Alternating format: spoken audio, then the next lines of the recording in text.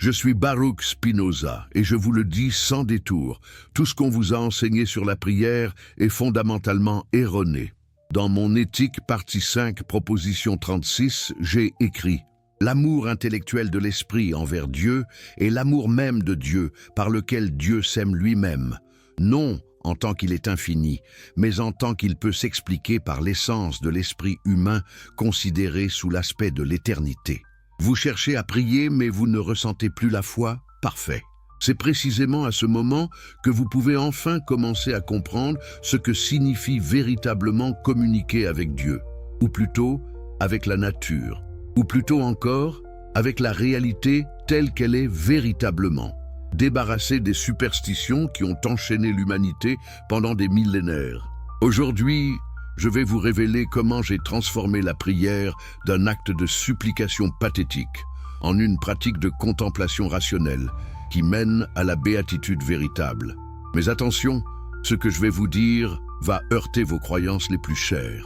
Si vous êtes prêts à abandonner les illusions confortables pour embrasser la vérité libératrice, alors restez avec moi.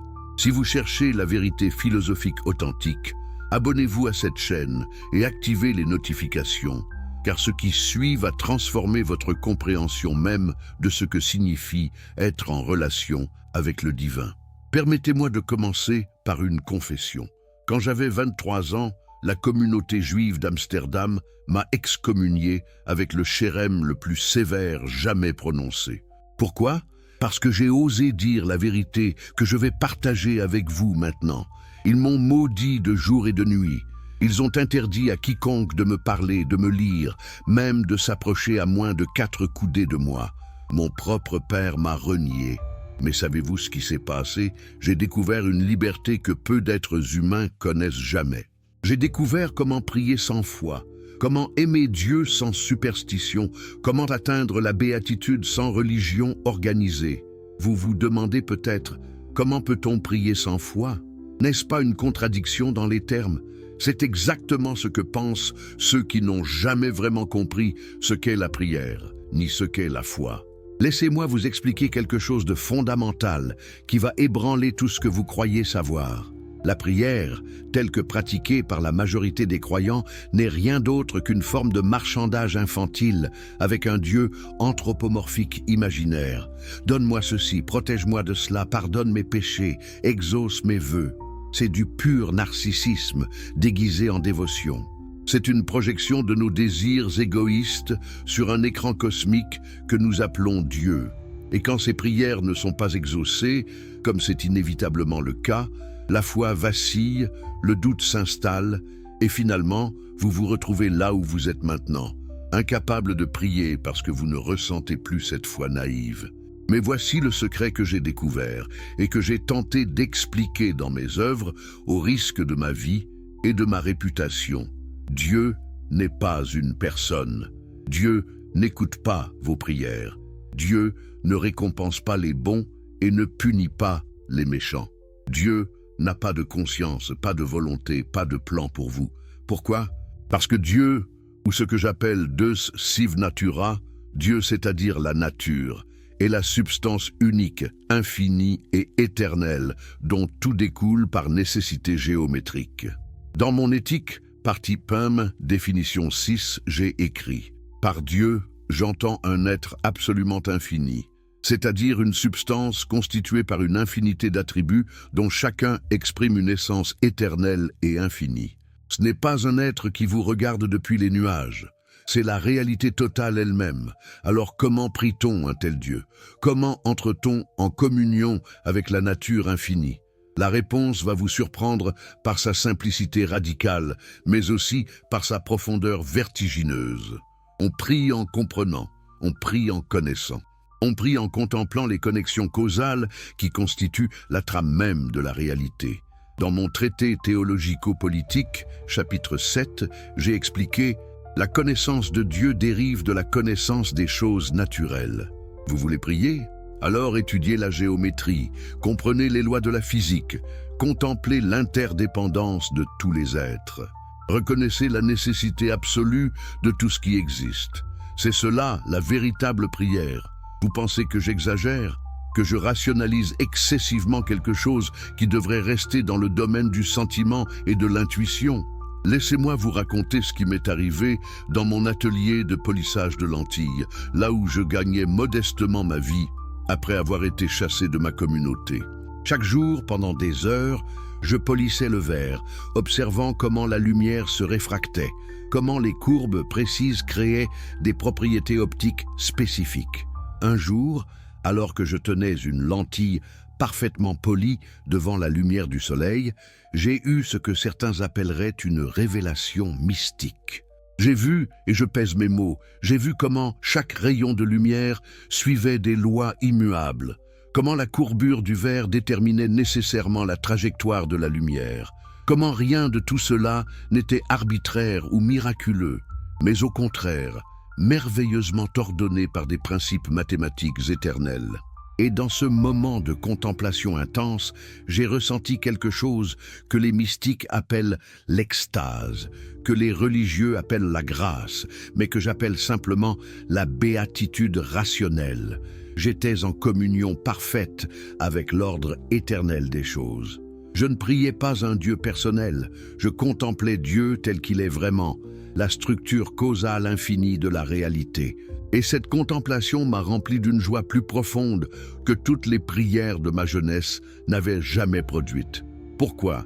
Parce que cette joie n'était pas basée sur l'espoir d'une récompense future ou la peur d'une punition. Elle était basée sur la connaissance vraie, sur la compréhension adéquate. Dans l'éthique, partie 5, proposition 27, j'ai écrit « La plus grande satisfaction de l'esprit qui puisse être donnée naît de la troisième sorte de connaissance, cette connaissance intuitive qui saisit les choses sous l'aspect de l'éternité. Mais qu'est-ce que cela signifie concrètement pour vous qui ne ressentez plus la foi? Comment pouvez-vous appliquer cela dans votre vie quotidienne? Commençons par comprendre pourquoi vous avez perdu la foi en premier lieu. Ce n'est pas, comme vous le pensez peut-être, un échec moral ou spirituel de votre part. C'est en fait un progrès. Vous avez dépassé un stade infantile de relation avec le divin. Vous ne pouvez plus croire naïvement qu'il existe un grand-père barbu dans le ciel qui s'occupe personnellement de vos problèmes. Votre raison s'est développée au point où elle rejette ces anthropomorphismes grossiers. Félicitations. Vous êtes maintenant prêt pour la vraie spiritualité, celle que j'appelle l'amor Dei intellectualis, l'amour intellectuel de Dieu. Imaginez la substance unique, ce que j'appelle Dieu ou la nature, comme un océan infini. Vous et moi, nous sommes comme des vagues à la surface de cet océan. Quand une vague prie, que fait-elle vraiment? Elle ne peut pas supplier l'océan de la faire plus haute ou de la préserver de se briser sur le rivage. L'océan n'a pas d'oreille pour entendre de telles prières. Mais la vague peut faire quelque chose d'infiniment plus profond. Elle peut réaliser qu'elle est l'océan, qu'elle n'est pas séparée de l'océan, que sa nature même est océanique. Quand une vague comprend cela, quand elle contemple cette vérité, elle atteint une forme de paix que nulle prière traditionnelle ne pourrait jamais lui donner. Pourquoi? Parce qu'elle a transcendé la dualité illusoire entre elle-même et le tout. C'est exactement ce que je veux dire quand je parle de prier sans foi. Vous n'avez pas besoin de foi que Dieu existe séparément de vous et du monde pour vous écouter.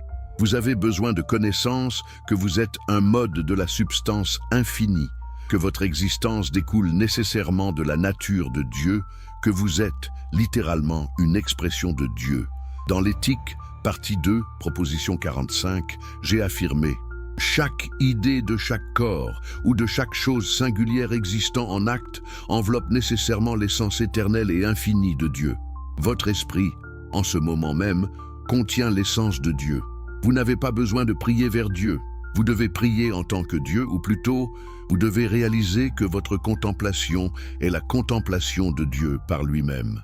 Mais attendez, je vois votre objection se former. Vous vous dites, cela semble froid, mécanique, dépourvu de cette chaleur émotionnelle que la prière traditionnelle peut procurer. Je comprends cette réaction. J'ai ressenti la même chose au début. Quand j'ai abandonné les pratiques religieuses de ma jeunesse, quand j'ai cessé de réciter les prières hébraïques que mon père m'avait enseignées, j'ai d'abord ressenti un vide, un silence terrifiant, plus de rituels réconfortants.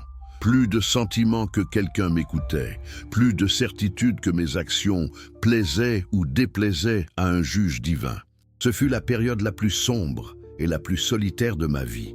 Mes anciens amis m'évitaient, ma famille m'avait rejeté. Je vivais avec un budget minuscule, polissant mes lentilles jour après jour. Certains soirs, assis seul dans ma petite chambre, je me demandais si j'avais fait une terrible erreur en choisissant la vérité plutôt que le confort de l'illusion.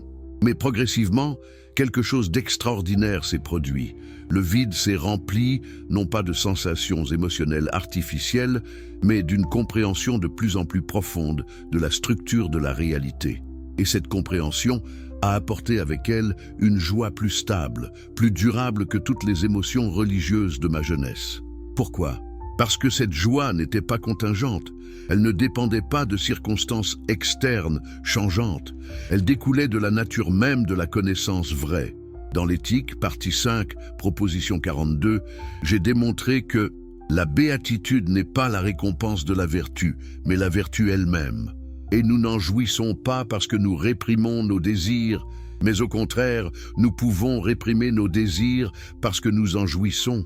Comprenez-vous la révolution que cela représente?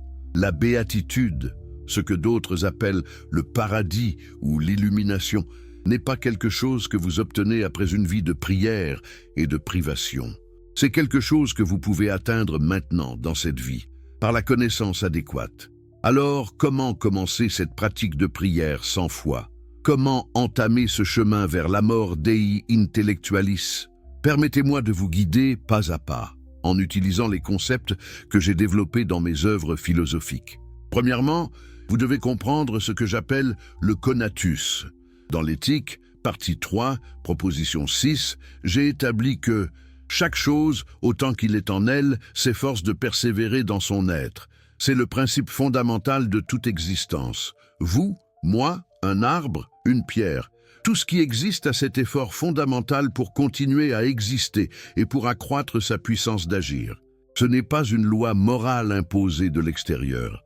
C'est simplement la nature de l'être même. Quand vous priez traditionnellement, que faites-vous? Vous demandez à Dieu de renforcer votre conatus, de vous donner plus de santé, plus de richesse, plus de succès. Mais c'est absurde. C'est comme si la vague demandait à l'océan de la faire plus puissante. L'océan ne peut pas faire autre chose que ce qu'il fait par sa nature même. Mais voici où cela devient intéressant. Vous pouvez augmenter votre conatus, votre puissance d'agir, non pas en priant un Dieu externe, mais en comprenant les causes qui vous déterminent. Quand vous comprenez pourquoi vous désirez ce que vous désirez, quand vous voyez les chaînes causales qui produisent vos passions, vous devenez plus libre. Pas libre au sens d'un libre arbitre magique qui échappe à la causalité, cette illusion que j'ai détruite dans l'éthique, partie 2, proposition 48, où j'affirme « Il n'y a dans l'esprit aucune volonté absolue ou libre. Mais l'esprit est déterminé à vouloir ceci ou cela par une cause qui est aussi déterminée par une autre, et celle-ci à son tour par une autre, et ainsi à l'infini. Non, la liberté dont je parle est la liberté qui vient de la compréhension de votre propre nécessité. C'est la transition de ce que j'appelle le premier et le deuxième genre de connaissance vers le troisième genre. Le premier genre est la connaissance imaginative, confuse, basée sur les impressions sensorielles et les ouïs-dire. C'est là que vivent la plupart des gens, ballottés par des opinions, des préjugés, des superstitions. Le deuxième genre est la connaissance rationnelle, celle qui utilise les notions communes et comprend les connexions causales. Le troisième genre, le plus élevé, est la connaissance intuitive qui saisit l'essence des choses et les voit telles qu'elles découlent de la nature de Dieu. Dans l'éthique, partie 5, proposition 25, j'explique.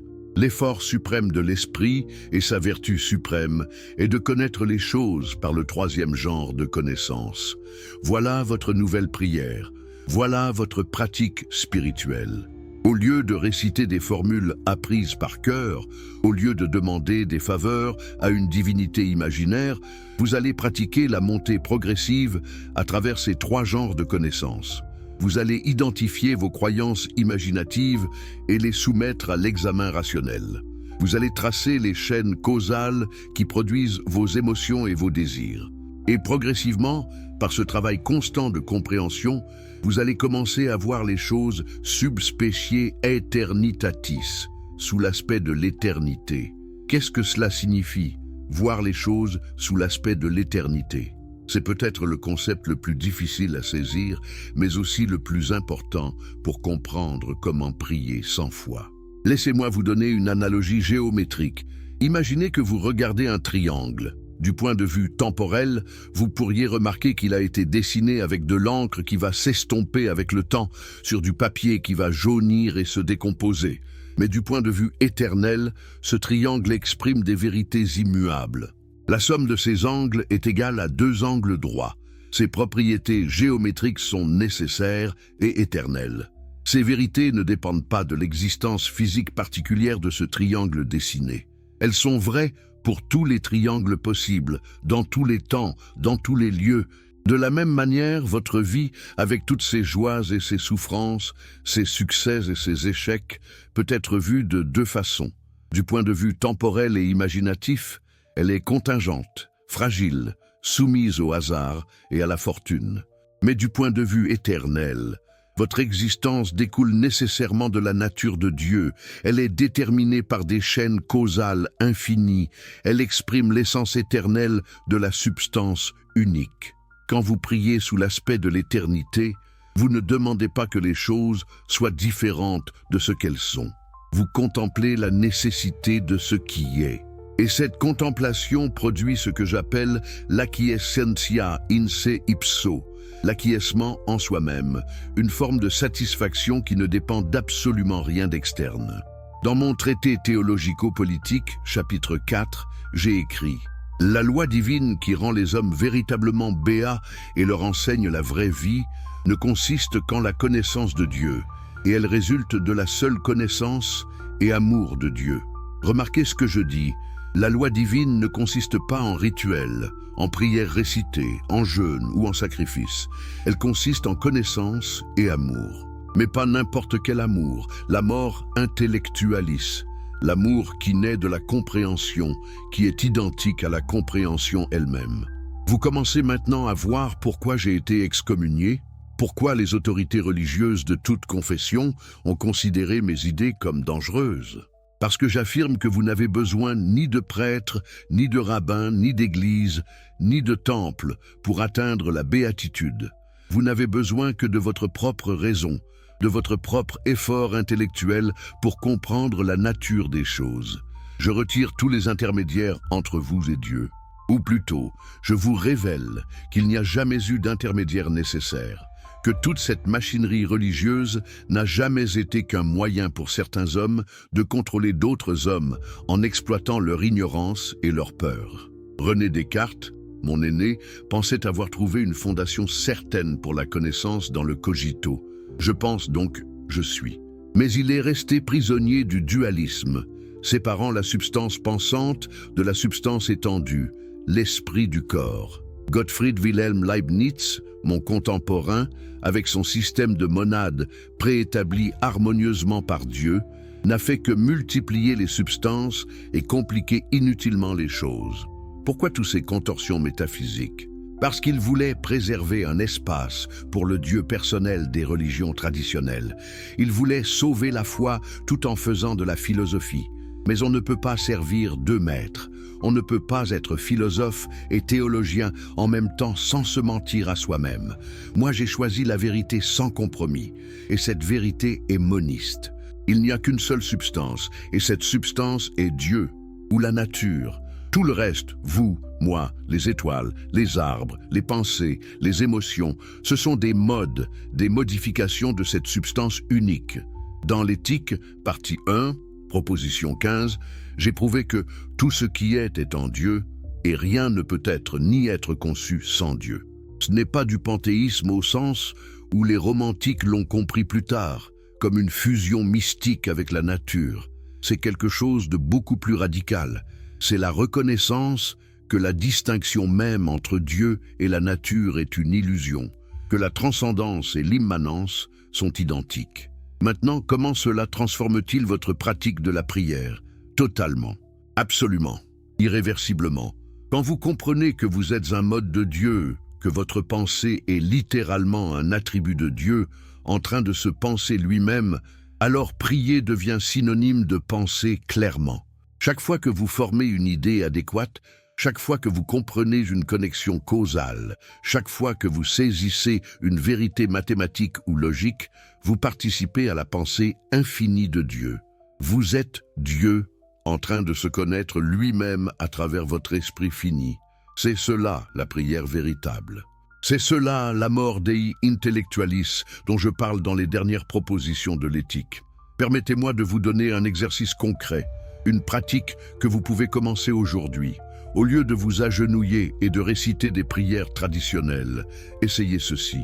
Prenez n'importe quelle émotion forte que vous ressentez, disons la colère envers quelqu'un qui vous a offensé. Maintenant, au lieu de simplement ressentir cette colère, au lieu de demander à Dieu de vous aider à pardonner ou de punir votre offenseur, essayez de comprendre cette colère. Tracez sa genèse causale. Pourquoi cette personne vous a-t-elle offensé? Quelles causes l'ont déterminé à agir ainsi? Quelle cause vous détermine à réagir par la colère plutôt que par l'indifférence? Remontez la chaîne causale aussi loin que vous le pouvez.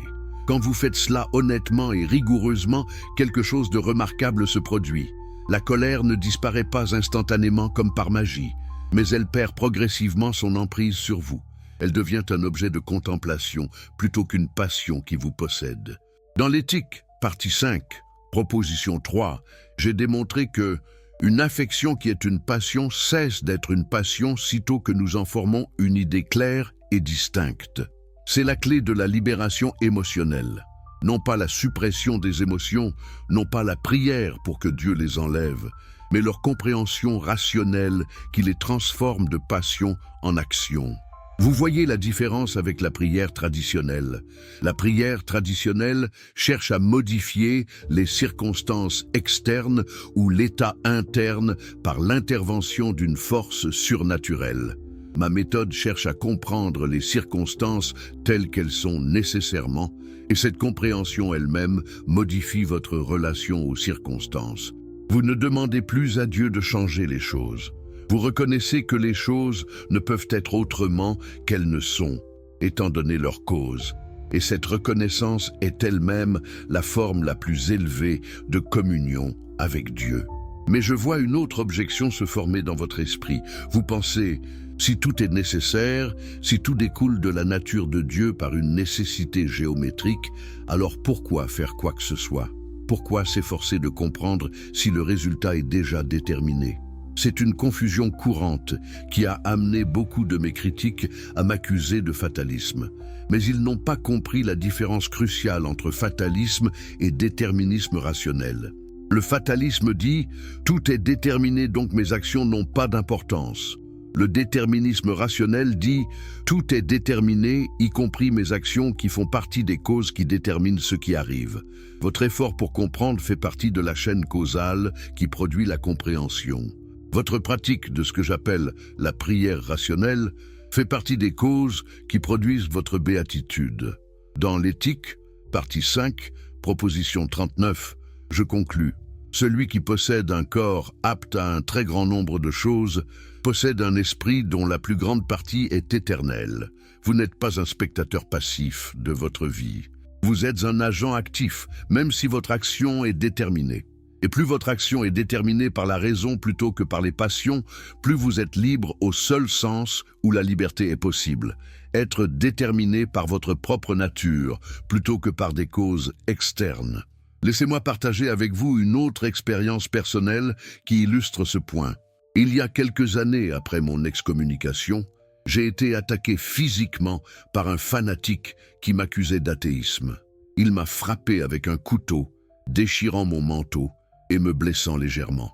Dans l'instant, j'ai ressenti de la peur et de la colère, comme tout être humain le ferait. Mais rapidement, j'ai commencé à analyser la situation rationnellement. Cet homme n'avait pas choisi librement de m'attaquer. Il avait été déterminé par son éducation religieuse fanatique, par les sermons qu'il avait entendus, par sa propre psychologie tourmentée. De même, ma réaction de peur était déterminée par mon conatus, mon effort pour persévérer dans l'être. En voyant tout cela clairement, la peur s'est transformée en compréhension, et même, aussi étrange que cela puisse paraître, en une forme de compassion pour mon agresseur. Ce n'était pas une prière traditionnelle qui m'a permis d'atteindre cet état d'esprit. C'était la pratique constante de voir les choses sous l'aspect de l'éternité, de comprendre la nécessité causale de tout ce qui arrive. J'ai gardé le manteau déchiré comme un rappel, non pas de l'attaque elle-même, mais de la puissance libératrice de la connaissance rationnelle. Voilà ce que signifie prier sans foi. C'est utiliser votre raison comme un instrument de transformation spirituelle, sans recourir à aucune hypothèse surnaturelle. Mais allons plus profondément dans la pratique. Comment développer systématiquement cette capacité à voir les choses sub specie aeternitatis? Je vais vous donner une méthode que j'ai développée et que j'ai pratiquée quotidiennement pendant des années. Commencez par un fait simple et quotidien, disons le fait que vous respirez. Maintenant, contemplez ce fait non pas du point de vue temporel, je respire maintenant, mais du point de vue éternel. Votre respiration est déterminée par des lois physiologiques qui sont des expressions de lois physiques plus générales. Ces lois physiques sont des modes de l'attribut étendu de Dieu. Votre conscience de votre respiration est une idée, un mode de l'attribut pensant de Dieu. Dans l'éthique, partie 2, proposition 7, j'ai établi que l'ordre et la connexion des idées est le même que l'ordre et la connexion des choses. Donc, quand vous contemplez votre respiration, vous contemplez l'unité entre l'attribut de la pensée et l'attribut de l'étendue en Dieu. Vous voyez comment un seul et même fait, votre respiration, peut être compris soit comme un processus physique, soit comme une idée mentale, mais qu'en réalité, c'est une seule et même chose vue sous deux attributs différents de la substance unique. Cette contemplation, si vous la maintenez assez longtemps, produit une sensation de profonde unité avec la totalité de l'être. Ce n'est pas une hallucination mystique, c'est la reconnaissance rationnelle d'une vérité métaphysique. Et cette reconnaissance est ce que j'appelle prier. Maintenant, étendez cette pratique à tous les aspects de votre vie. Quand vous mangez, ne priez pas Dieu de bénir votre nourriture. Au lieu de cela, contemplez comment cette nourriture est elle-même un mode de Dieu, comment les nutriments qu'elle contient ont été produits par des processus naturels nécessaires, comment votre corps transformera cette nourriture en énergie selon des lois biochimiques immuables. Quand vous ressentez du plaisir à manger, reconnaissez que ce plaisir est l'expression de votre conatus, votre effort pour persévérer dans l'être et augmenter votre puissance d'agir. Le plaisir n'est pas un don de Dieu qu'il faut recevoir avec gratitude servile. C'est simplement la conscience que votre puissance d'agir augmente. De même, quand vous ressentez de la douleur ou de la tristesse, ne priez pas Dieu de les enlever. Comprenez-les comme des signes que votre puissance d'agir diminue, que vous êtes affecté par des causes externes plus puissantes que votre propre conatus. Dans l'éthique, partie 3, définition des affects, j'ai défini la joie comme le passage de l'homme d'une moindre à une plus grande perfection, et la tristesse comme le passage de l'homme d'une plus grande à une moindre perfection. Ces définitions peuvent sembler abstraites, mais elles sont profondément pratiques. Elles vous donnent une boussole pour naviguer dans la vie émotionnelle sans recourir aux superstitions religieuses. Vous voulez savoir comment prier quand vous ne ressentez plus la foi? Voici la réponse complète et sans ambiguïté. Remplacez la foi par la connaissance, remplacez la prière par la contemplation, remplacez l'espoir en un Dieu personnel par la compréhension de Deus Sive Natura. Mais attention, ce remplacement n'est pas un simple changement de vocabulaire, c'est une transformation radicale de votre être entier. C'est ce que j'appelle dans l'éthique la transition de la servitude à la liberté. Dans la partie 4, le préambule, j'explique, j'appelle servitude l'impuissance de l'homme à gouverner et à contrarier ses affects. Car l'homme soumis aux affects ne se gouverne pas lui-même, mais est gouverné par la fortune. La plupart des gens passent leur vie entière dans cette servitude. Ils sont ballottés par leurs émotions, déterminés par des causes qu'ils ne comprennent pas, esclaves de leurs passions, et quand la vie devient trop difficile, ils prient. Ils prient pour que Dieu intervienne et les sauve de leur servitude. Mais leurs prières ne sont jamais vraiment exaucées parce que Dieu ne peut pas intervenir dans l'ordre naturel des choses. Dieu ne peut pas faire de miracles. Pourquoi ? Parce que Dieu ne peut pas se contredire lui-même. La nature de Dieu est précisément d'être l'ordre immuable et nécessaire de toute chose. Dans le traité théologico-politique, chapitre 6, j'ai démontré que les lois universelles de la nature ne sont que les décrets de Dieu suivant de la nécessité et de la perfection de la nature divine. Si donc quelque chose arrivait dans la nature qui contredit ces lois universelles, cela contredirait nécessairement aussi le décret, l'entendement et la nature de Dieu. Donc les miracles, au sens traditionnel, sont impossibles. Mais voici le miracle véritable. Vous pouvez vous libérer de la servitude par la connaissance. Vous pouvez passer d'un état où vous êtes déterminé principalement par des causes externes à un état où vous êtes déterminé principalement par votre propre nature rationnelle. Ce passage, c'est la véritable rédemption. Ce n'est pas un miracle surnaturel, c'est un processus naturel qui suit des lois psychologiques nécessaires. Et la clé de ce processus est la pratique constante de la compréhension rationnelle, ce que j'appelle la prière sans foi. Maintenant, je dois aborder une question difficile que beaucoup d'entre vous se posent probablement. Si vous abandonnez la foi traditionnelle, si vous cessez de prier un Dieu personnel, ne perdez-vous pas quelque chose de précieux, le sentiment de connexion, de soutien, de n'être pas seul dans l'univers? C'est une préoccupation légitime et je ne vais pas la minimiser. Quand j'ai été excommunié, quand j'ai perdu ma communauté et ma famille, j'ai ressenti une solitude profonde. Pendant des mois, voire des années, j'ai lutté avec ce sentiment d'isolement. Les nuits étaient particulièrement difficiles. Quand je me retrouvais seul avec mes pensées, sans la structure rassurante des prières quotidiennes que j'avais connues depuis l'enfance. Mais progressivement, j'ai découvert quelque chose de paradoxal. En abandonnant l'illusion d'une connexion avec un Dieu personnel, j'ai trouvé une connexion plus profonde et plus authentique avec la totalité de l'être. Quand je contemple l'ordre nécessaire de la nature, quand je comprends comment chaque chose découle de la substance infinie selon des lois éternelles, je ne me sens pas isolé. Au contraire, je me sens profondément connecté à tout ce qui existe. Dans l'éthique, partie 4, proposition 67, j'ai écrit « L'homme libre ne pense à rien moins qu'à la mort, et sa sagesse est une méditation non de la mort, mais de la vie. » Quand vous comprenez que vous êtes un mode éternel de la substance infinie, la peur de la mort et le sentiment d'isolement perdent leur pouvoir sur vous. Laissez-moi vous expliquer pourquoi. Quand vous pensez que vous êtes une entité séparée et distincte de Dieu et du monde, vous êtes naturellement anxieux. Vous vous sentez vulnérable, dépendant des caprices de la fortune et de la volonté arbitraire d'un Dieu qui peut vous récompenser ou vous punir selon son humeur. Cette anxiété existentielle est au cœur de toutes les religions traditionnelles. Elles promettent de la soulager par la prière, les rituels, l'obéissance aux commandements, mais elles ne font que la perpétuer parce qu'elles maintiennent l'illusion de la séparation. Ma philosophie détruit cette illusion à la racine. Elle vous révèle que vous n'êtes pas séparé de Dieu, vous êtes une expression de Dieu. Votre essence est divine, non pas dans un sens mystique vague, mais dans un sens métaphysique précis.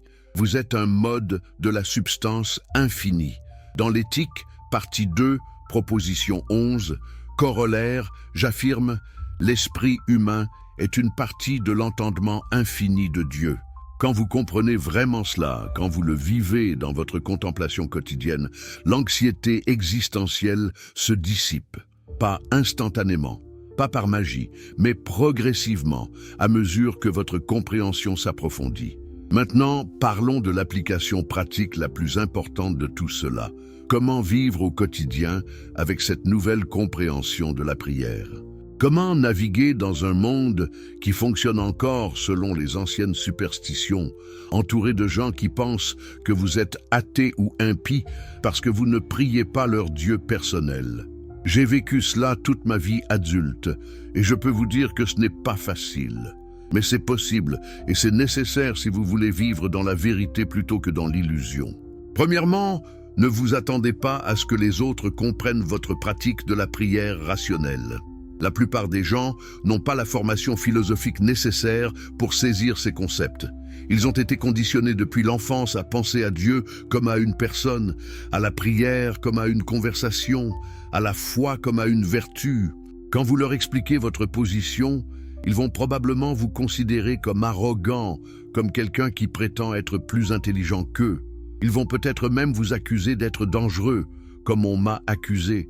Ne perdez pas votre temps à essayer de convertir tout le monde à votre vision.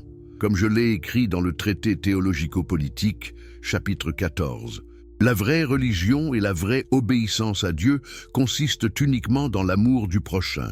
Deuxièmement, développer une pratique quotidienne structurée de contemplation rationnelle. Même si cette pratique n'implique plus de rituels traditionnels, elle nécessite discipline et régularité. Chaque jour, consacrez du temps, 1 heure si possible, à l'étude philosophique et à la contemplation.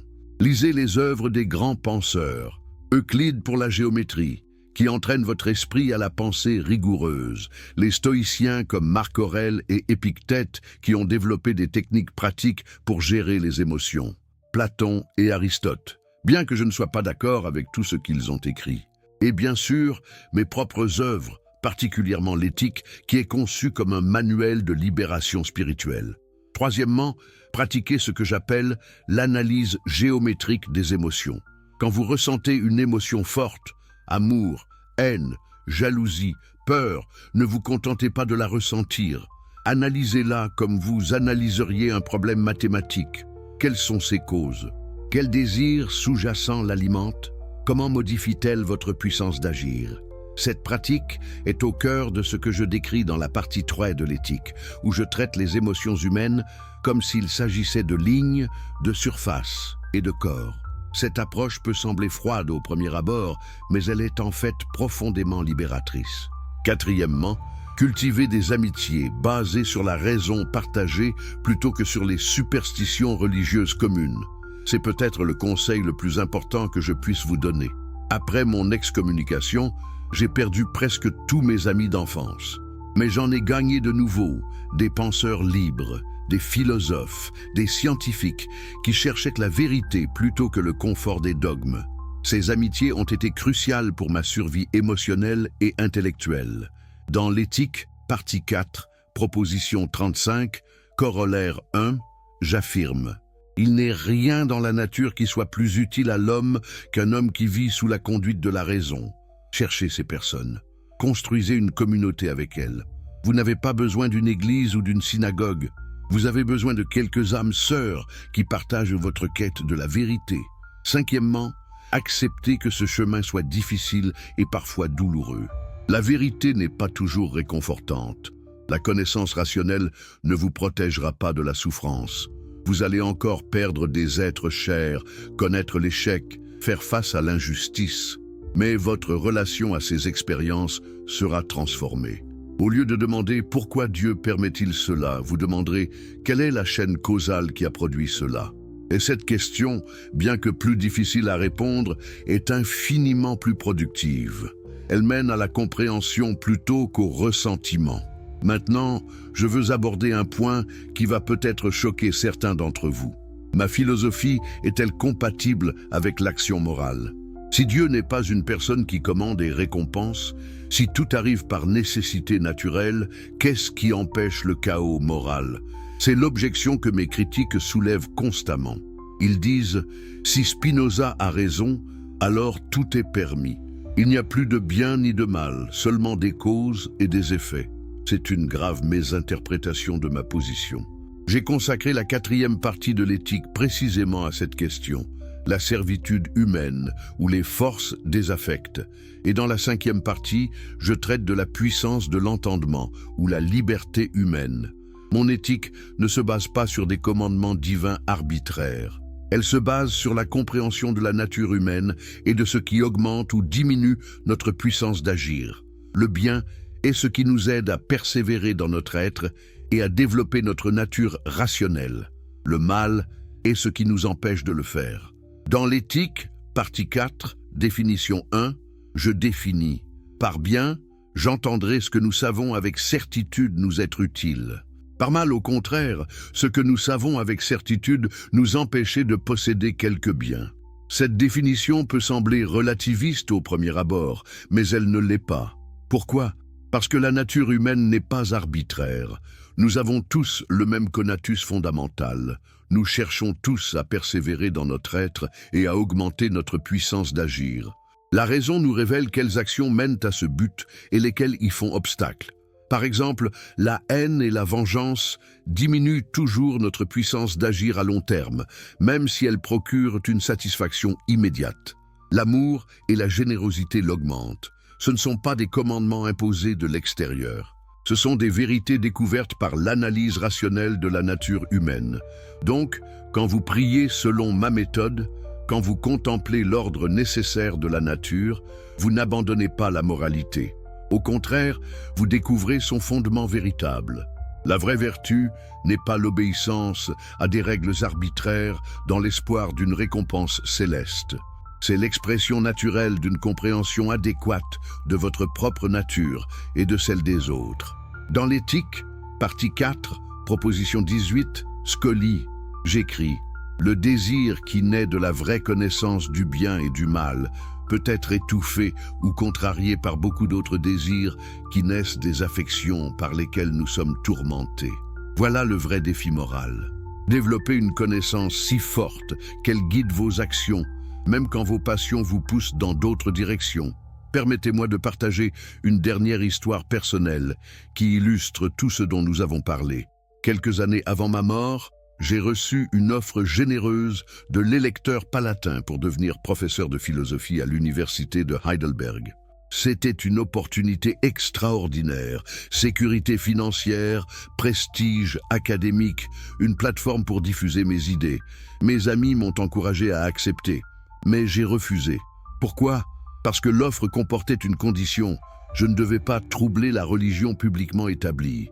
Je savais que si j'acceptais cette condition, je devrais trahir ma philosophie. Je devrais prétendre que mes idées sont compatibles avec la religion traditionnelle, alors que je sais qu'elles ne le sont pas. Dans ma lettre de refus, j'ai expliqué que je ne cherche pas à troubler la religion, mais que je ne peux pas m'empêcher de dire la vérité telle que je la vois. Cette décision m'a coûté cher. Je suis resté pauvre, obscur, polissant mes lentilles pour gagner ma vie. Mais j'ai gardé mon intégrité intellectuelle. J'ai pu continuer à écrire librement, à penser librement. Et cette liberté valait tous les sacrifices matériels. Pourquoi ? Parce que c'était l'expression de mon conatus le plus profond, de ma nature essentielle. J'aurais diminué ma puissance d'agir en acceptant des compromis qui trahissaient ma compréhension rationnelle de la réalité. Voilà ce que signifie vraiment prier sans foi.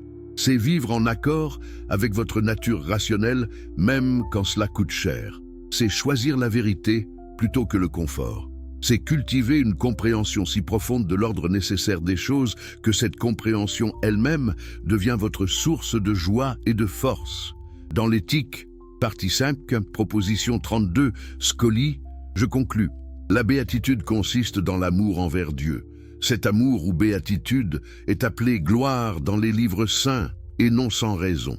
Car, qu'on rapporte cet amour à Dieu ou à l'esprit, on peut l'appeler à bon droit satisfaction de l'esprit, laquelle ne se distingue réellement pas de la gloire. Nous approchons maintenant du cœur de ce que je veux vous transmettre.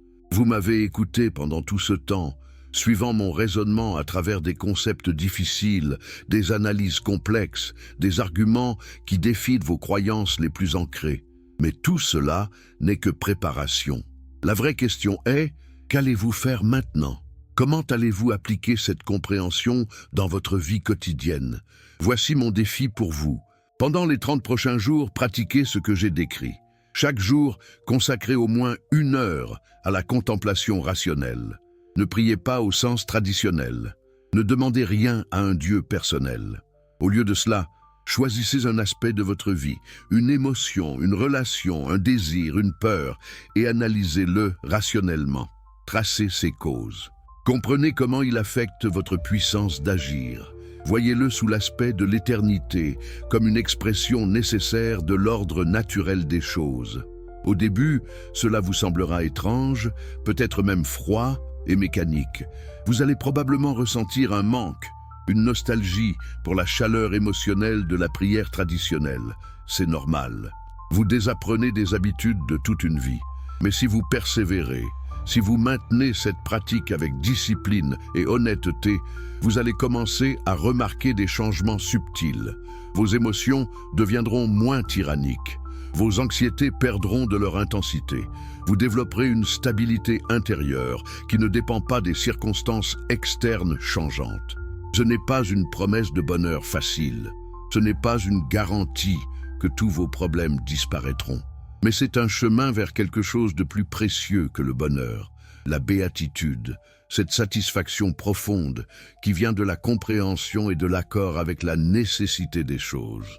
Dans l'éthique, partie 5, proposition 36, Scully, je termine par ces mots. Si la voie que j'ai montrée conduisant à ce but paraît extrêmement ardue, du moins peut-on la découvrir. Et certes, ce qui se trouve si rarement doit être difficile. Comment serait-il possible, en effet, si le salut était à portée de la main et qu'on pût le trouver sans grand-peine, qu'il fût négligé par presque tous? Mais tout ce qui est noble est aussi difficile que rare. Oui, le chemin est difficile. Oui, peu de gens le suivront jusqu'au bout. La plupart préféreront le confort des illusions familières à la vérité dérangeante, et c'est leur droit. Je ne cherche pas à convertir tout le monde. Je ne prétends pas que ma philosophie est accessible à tous. Dans le traité théologico-politique, j'ai distingué entre la religion pour les masses, qui utilisent l'imagination et l'obéissance, et la philosophie pour les rares individus capables de pensée rationnelle rigoureuse. Les deux ont leur place. Les deux peuvent mener à des vies décentes. Mais pour vous qui lisez ceci, pour vous qui avez suivi ce long raisonnement jusqu'ici, pour vous qui ne pouvez plus croire naïvement mais qui cherchez encore une forme de spiritualité authentique, pour vous, j'offre cette voie. La voie de la prière sans foi.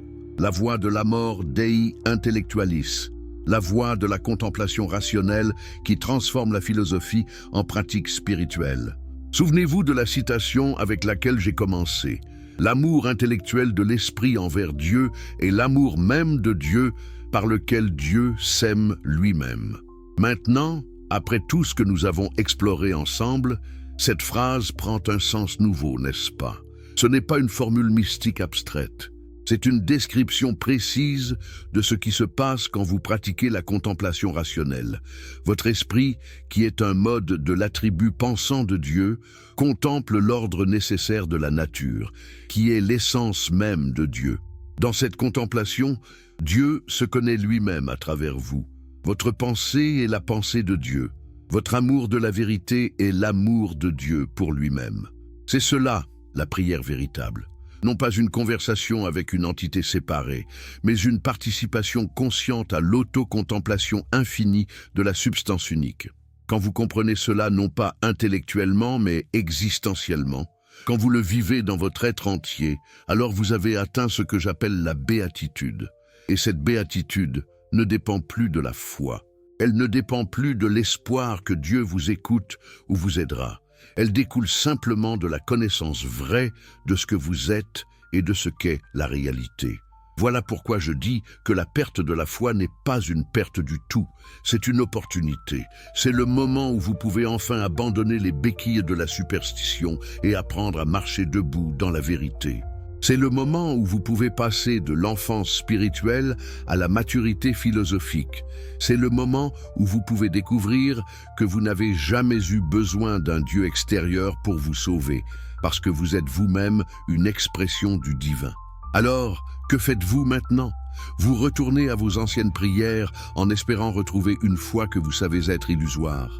Ou vous embrassez cette nouvelle voie, ce chemin difficile mais authentique vers la béatitude par la connaissance? Le choix vous appartient. Mais sachez ceci, une fois que vous avez vu la vérité, une fois que vous avez compris la nature réelle de Dieu et de la prière, vous ne pouvez plus vraiment revenir en arrière. Vous pouvez prétendre, vous pouvez vous forcer, mais au fond de vous-même, vous saurez. Et ce savoir ne vous laissera jamais en paix jusqu'à ce que vous viviez en accord avec lui. Je vous laisse avec cette dernière pensée tirée de mon éthique, partie 5, proposition 42, scoli. Même si nous ignorions que notre esprit est éternel, nous tiendrions néanmoins pour primordial la piété, la religion, et d'une façon générale tout ce que nous avons montré se rapporter à la fermeté et à la générosité. En d'autres termes, la vraie moralité, la vraie spiritualité ne dépend pas de croyances sur l'immortalité personnelle ou la récompense future. Elle découle naturellement de la compréhension rationnelle de notre nature et de nos relations avec les autres êtres humains. Mais laissez-moi approfondir encore davantage ce point crucial, car je sens que certains parmi vous résistent encore à l'idée que la prière puisse être transformée en contemplation philosophique. Vous pensez peut-être que je suis en train de détruire quelque chose de sacré, de remplacer la chaleur humaine par la froideur mathématique. C'est une incompréhension fondamentale de ce que je propose. La contemplation rationnelle dont je parle n'est pas froide. Elle est la forme la plus intense de passion qu'un être humain puisse connaître. Quand je polis mes lentilles, quand je contemple les propriétés optiques du verre, quand je trace les équations qui décrivent la réfraction de la lumière, je ne suis pas détaché ou indifférent. Je suis, au contraire, profondément engagé, intensément présent, passionnément impliqué dans la réalité telle qu'elle se révèle à moi. Cette passion pour la vérité est ce que j'appelle l'amour intellectuel de Dieu. Et cet amour est infiniment plus puissant que l'amour sentimental qu'on ressent envers un Dieu anthropomorphique imaginaire. Pourquoi? Parce qu'il est basé sur la connaissance vraie plutôt que sur l'imagination confuse. Dans l'éthique partisane, proposition 20, je démontre que cet amour envers Dieu ne peut être souillé par l'affection de l'envie ni par celle de la jalousie. Mais il est d'autant plus fortifié que nous concevons davantage d'hommes liés à Dieu par le même lien d'amour. Vous voyez la différence? L'amour traditionnel envers Dieu est possessif, exclusif, jaloux même. Chaque religion prétend avoir le monopole du vrai Dieu. Mais l'amour intellectuel dont je parle se renforce quand il est partagé. Il se multiplie quand d'autres le découvrent aussi. Alors comment cultiver cet amour intellectuel au quotidien? Comment transformer chaque moment de votre vie en une opportunité de prière rationnelle? Laissez-moi vous donner des exemples très concrets, des situations que vous rencontrez tous les jours. Prenez le moment où vous vous réveillez le matin. La plupart des gens commencent leur journée soit dans l'angoisse des tâches à venir, soit dans la torpeur d'un sommeil insuffisant. Certains croyants récitent une prière matinale de gratitude envers Dieu pour les avoir maintenus en vie pendant la nuit.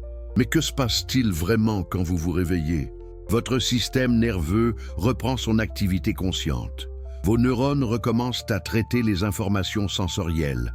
Votre corps ajuste sa température, son rythme cardiaque, sa respiration au passage du sommeil à l'éveil. Tout cela suit des lois physiologiques nécessaires qui sont des expressions de lois naturelles plus générales. Maintenant, au lieu de simplement vivre ce réveil machinalement ou de réciter une prière routinière, contemplez-le activement. Observez comment votre conscience émerge progressivement du sommeil. Remarquez les sensations dans votre corps. Reconnaissez que ce processus de réveil est une expression de votre conatus, votre effort pour persévérer dans l'être. Vous ne vous réveillez pas parce qu'un Dieu bienveillant vous a rendu la conscience. Vous vous réveillez parce que c'est la nature de votre organisme de passer par des cycles de sommeil et d'éveil selon des rythmes circadiens déterminés. Quand vous comprenez cela, quand vous le contemplez avec clarté, votre réveil devient un moment de connexion profonde avec l'ordre naturel des choses. C'est cela, prier au réveil 100 fois. Ou prenez un autre exemple, vous êtes coincé dans les embouteillages. La situation typique est l'irritation, l'impatience, peut-être même la colère envers les autres conducteurs. Certains croyants pourraient prier pour que le trafic s'améliore, pour que Dieu leur donne la patience. Mais quelle est la réalité? Le trafic est déterminé par des facteurs multiples. Le nombre de véhicules, l'infrastructure routière, les accidents éventuels, les horaires de travail synchronisés qui font que des milliers de personnes se déplacent simultanément. Votre irritation est déterminée par votre désir d'arriver rapidement, qui est lui-même l'expression de votre conatus face à un obstacle. Tous ces facteurs forment une chaîne causale complexe mais parfaitement nécessaire. Quand vous comprenez cela dans les embouteillages, quand vous tracez mentalement les connexions causales qui ont produit cette situation, quelque chose de remarquable se produit. L'irritation ne disparaît pas instantanément, mais elle perd son caractère oppressant. Vous la voyez pour ce qu'elle est. Une passion qui découle naturellement de la situation, mais qui n'a pas besoin de vous contrôler. Vous pouvez choisir, dans les limites de votre nature déterminée, de rediriger votre attention vers quelque chose de plus productif. Peut-être écouter un exposé philosophique, peut-être observer les comportements des autres conducteurs comme un phénomène naturel intéressant, peut-être simplement respirer calmement en reconnaissant la nécessité de la situation. C'est cela, prier dans les embouteillages 100 fois. C'est transformer une situation potentiellement frustrante en une opportunité de pratique philosophique. Ou encore, considérer le moment où quelqu'un vous insulte ou vous critique injustement. La réaction automatique est la blessure de l'ego, le désir de vengeance, peut-être l'appel à Dieu pour qu'il punisse votre offenseur ou vous donne la force de pardonner. Mais regardons la situation rationnellement. Cette personne a été déterminée à vous insulter par une multitude de causes.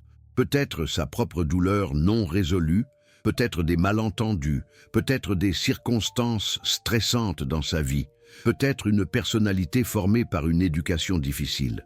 De même, votre réaction est déterminée par votre propre histoire, votre sensibilité particulière, votre conatus qui perçoit l'insulte comme une menace à votre être. Quand vous contemplez tout cela clairement, quand vous voyez les chaînes causales qui ont produit l'insulte et votre réaction, vous réalisez quelque chose de profond. Cette personne ne pouvait pas agir autrement qu'elle ne l'a fait, étant donné toutes les causes qui la déterminent. Et votre douleur, bien que réelle, n'est pas justifiée au sens où elle repose sur l'illusion que la personne aurait pu librement choisir de ne pas vous insulter.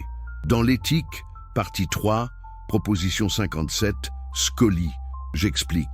Nous voyons ainsi que la pitié et l'émulation, bien que ce ne soient pas des vertus, sont cependant bonnes en tant qu'elles indiquent la présence d'un désir de bien vivre, lequel désir est dans les hommes qui vivent sous la conduite de la raison. Cette compréhension ne mène pas à l'indifférence, comme certains le pensent à tort. Elle mène à une forme de compassion plus profonde et plus stable que la pitié sentimentale.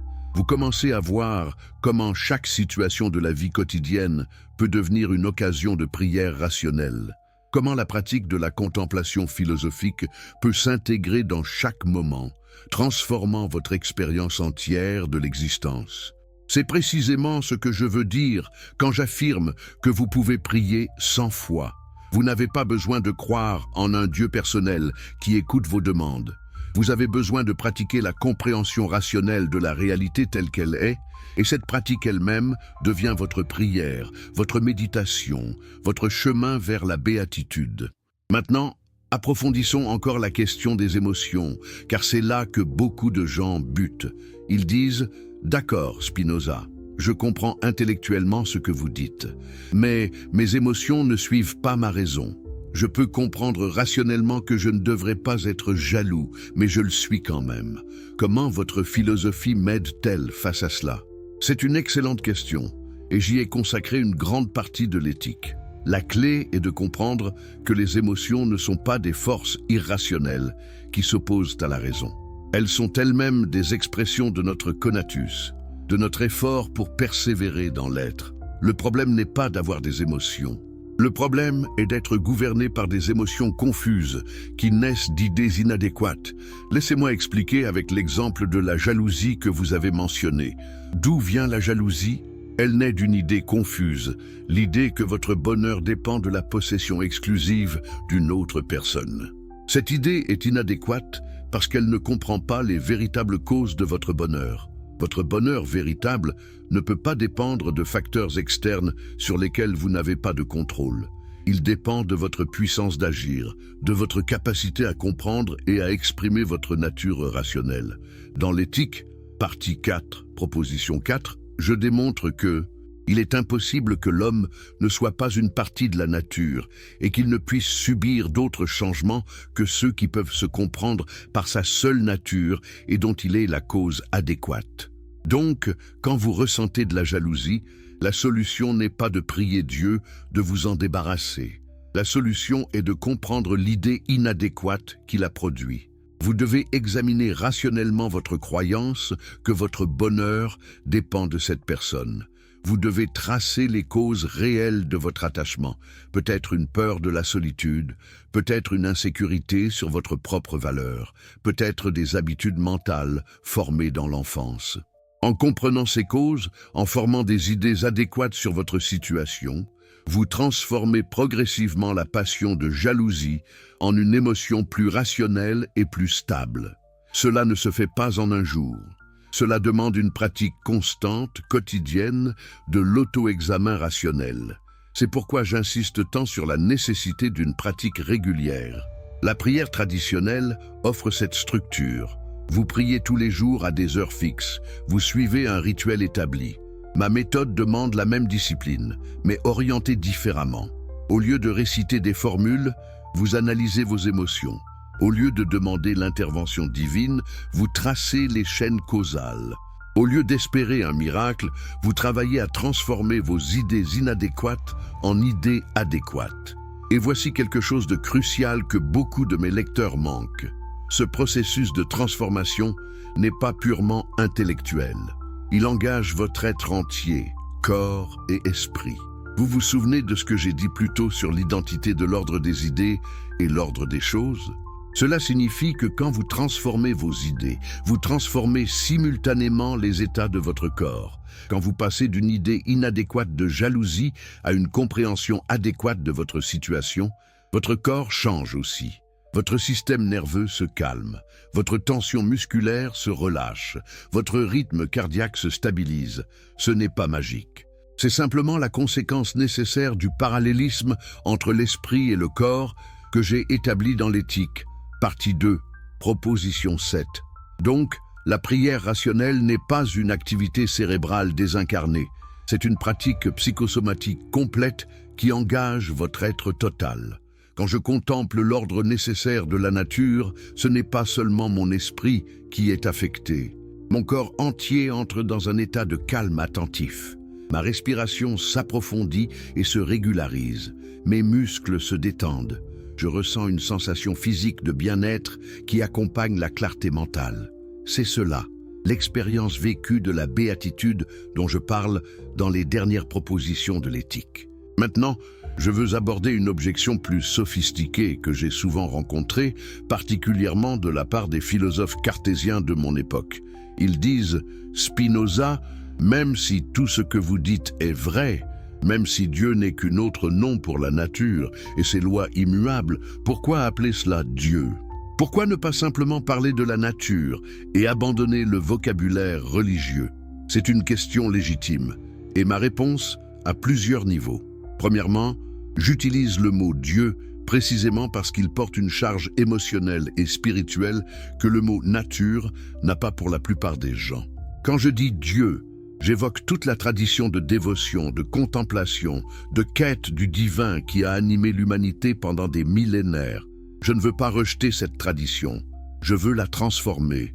Je veux montrer que l'impulsion religieuse, le désir de connexion avec quelque chose de plus grand que soi, le besoin de sens et de transcendance, n'est pas une erreur qu'il faut éradiquer.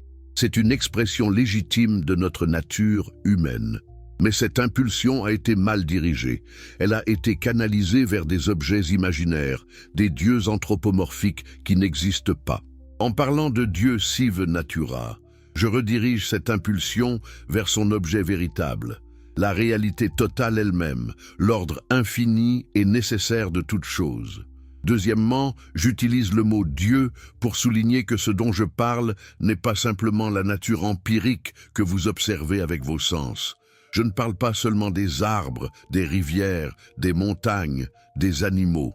Je parle de la substance unique dont toutes ces choses sont des modes, de l'essence éternelle et infinie qui s'exprime à travers elle.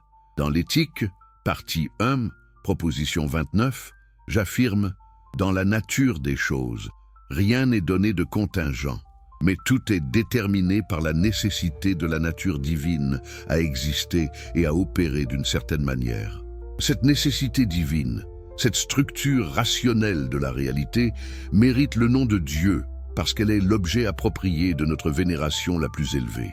Troisièmement, et c'est peut-être le point le plus important, j'utilise le mot Dieu parce que je veux préserver l'idée que la réalité ultime est digne d'amour, de contemplation, de dévotion. Beaucoup de philosophes matérialistes de notre époque ont jeté le bébé avec l'eau du bain. En rejetant la religion, ils ont également rejeté toute forme de spiritualité, toute notion que l'univers puisse être un objet d'amour et de contemplation. Ils ont réduit la nature à un mécanisme froid et sans vie. Mais ce n'est pas ma position. Pour moi, la nature est vivante avec une nécessité divine. Elle pulse avec une intelligence infinie. Elle mérite notre amour intellectualis le plus profond. C'est pourquoi j'appelle cela Dieu. Maintenant, permettez-moi de vous parler de quelque chose que j'ai rarement partagé, même avec mes amis les plus proches. Vous vous souvenez que je vous ai dit avoir été attaqué par un fanatique avec un couteau? Ce que je ne vous ai pas dit, c'est ce qui s'est passé dans les semaines suivant cette attaque. J'ai commencé à avoir des cauchemars. Je me réveillais en sueur, revivant l'agression. Pendant la journée, je sursautais au moindre bruit inattendu. Ma concentration pour polir les lentilles était perturbée. Pour la première fois depuis mon excommunication, j'ai douté. Pas de mes idées philosophiques, de cela j'étais toujours certain, mais de ma capacité à vivre selon ces idées. Je me suis demandé, à quoi bon comprendre rationnellement que tout est nécessaire si mon corps continue à réagir avec peur et anxiété? C'est dans cette période sombre que j'ai vraiment appris ce que signifie prier sans foi. Chaque nuit, quand je me réveillais d'un cauchemar, je ne priais pas Dieu de me protéger ou d'enlever ma peur. Au lieu de cela, je contemplais la peur elle-même. Je la voyais comme une modification de mon corps-esprit, une expression de mon conatus qui percevait une menace à mon existence. Je traçais les connexions causales. L'attaque avait créé une trace dans mon système nerveux. Cette trace se réactivait pendant le sommeil, produisant les cauchemars. Comprendre cela ne faisait pas disparaître les cauchemars instantanément. Mais progressivement, sur des semaines et des mois, leur fréquence et leur intensité ont diminué. Pourquoi vous raconter cette histoire? Parce que je veux que vous compreniez que ma philosophie n'est pas une théorie abstraite que j'ai développée dans le confort d'une bibliothèque académique. C'est une pratique vivante que j'ai forgée dans le creuset de l'expérience difficile. Quand je vous dis que vous pouvez prier sans foi, quand je vous dis que la contemplation rationnelle peut transformer votre vie, je ne spécule pas.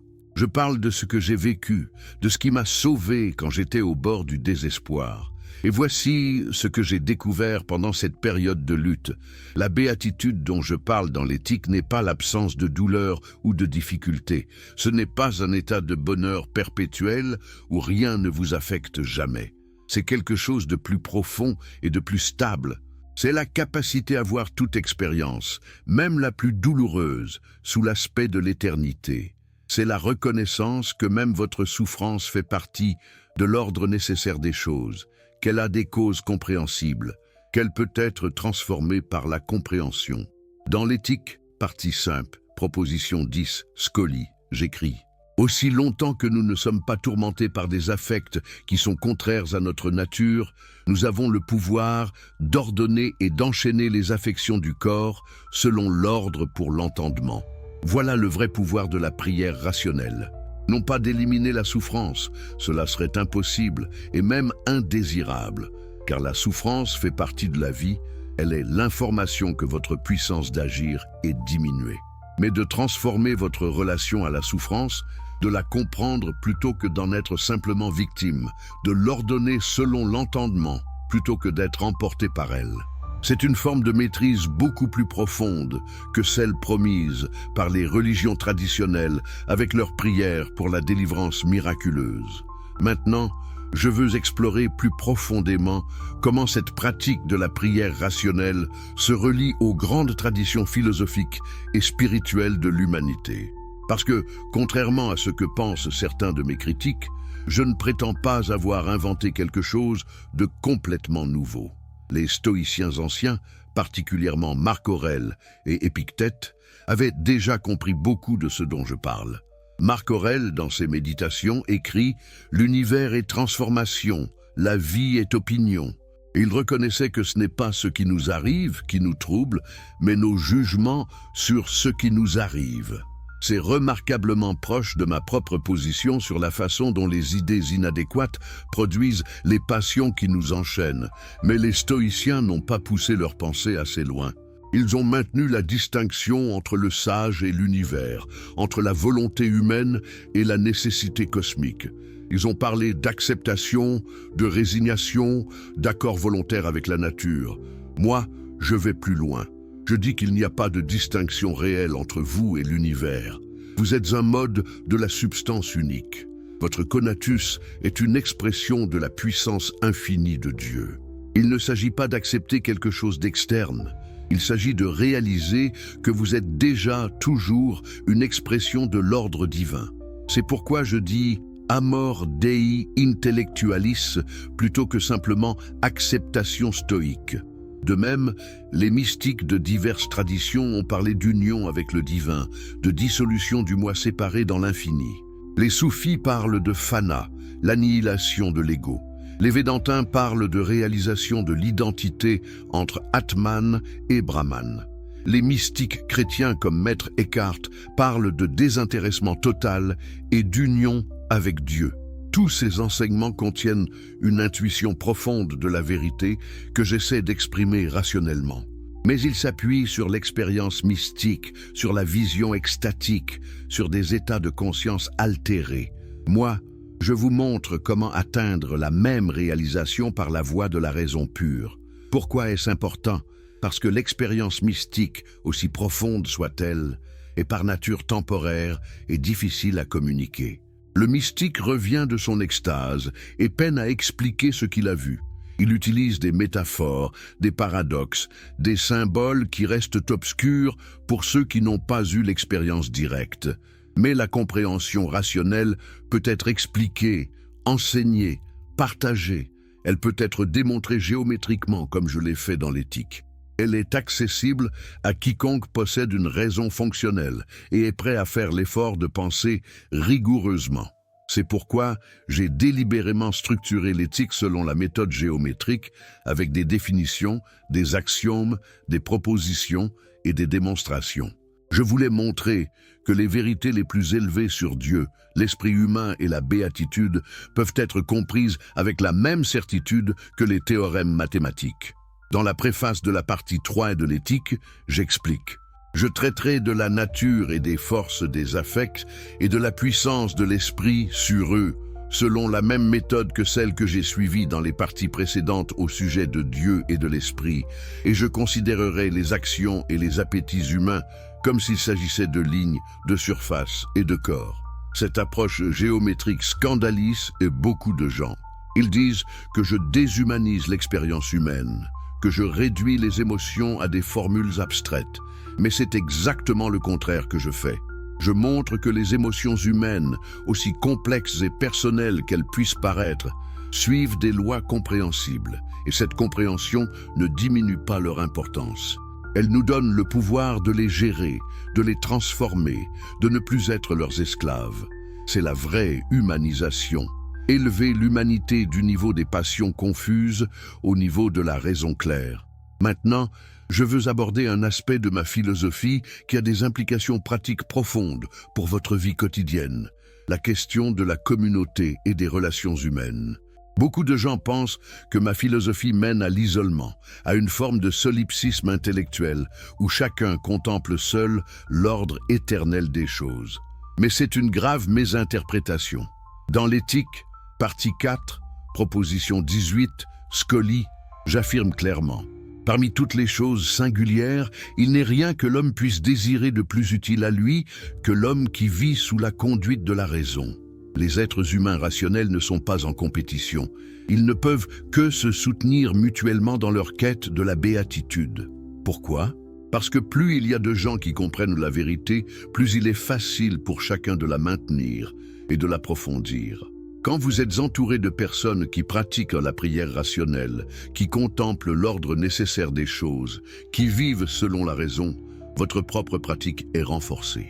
Vous pouvez partager vos compréhensions, discuter des difficultés, vous encourager mutuellement dans les moments de doute. C'est pourquoi j'ai toujours cultivé un cercle d'amis philosophes autour de moi, même après mon excommunication.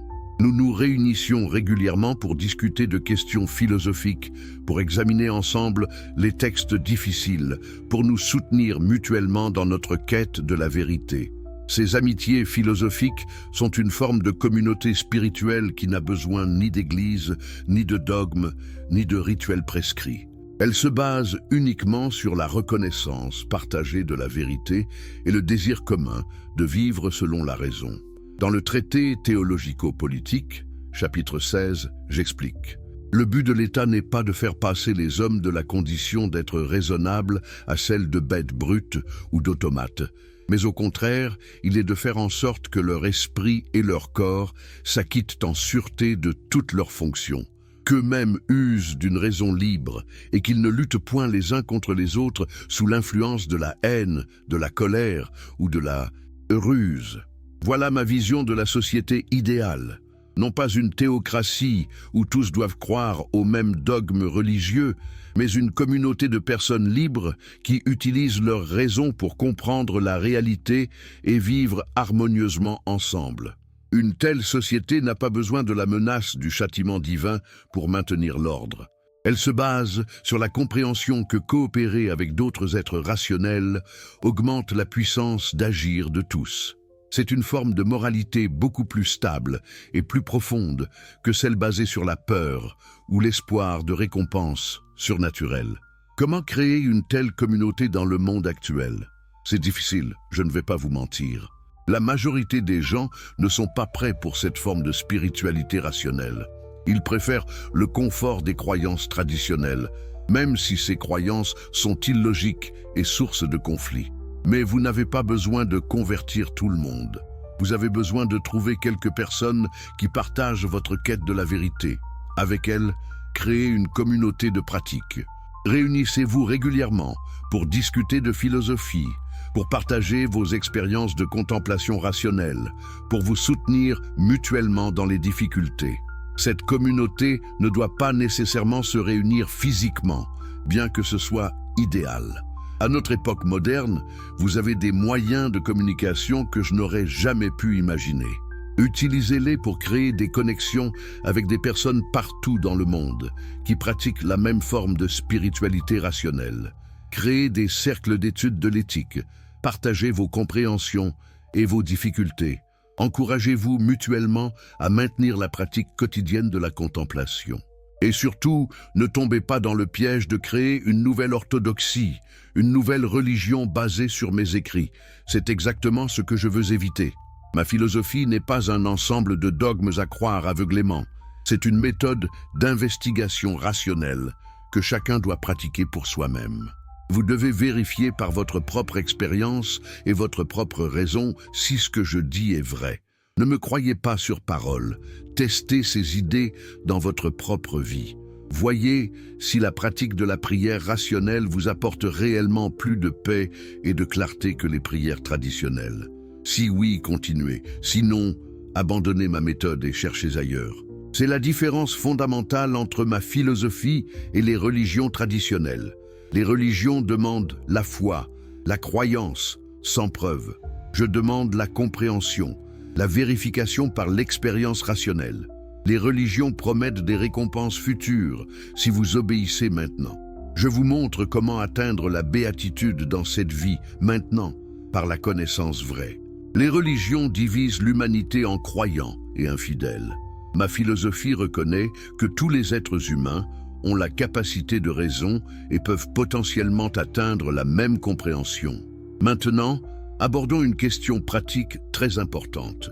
Comment gérer les situations où vous devez interagir avec des personnes qui ne partagent pas votre vision philosophique? Comment vivez-vous dans une société dominée par les religions traditionnelles sans vous aliéner complètement ou compromettre vos principes? C'est une question que j'ai dû affronter toute ma vie. Après mon excommunication, je n'étais plus le bienvenu dans la communauté juive, mais je n'étais pas non plus vraiment accepté par les chrétiens, car mes idées étaient tout aussi hérétiques pour eux. Ma solution a été ce que j'appelle la dissimulation prudente. Je ne mentais pas sur mes croyances quand on me le demandait directement.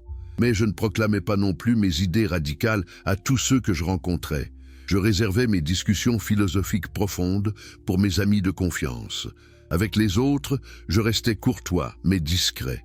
Dans le traité théologico-politique, chapitre 20, j'ai défendu la liberté de penser et de parler.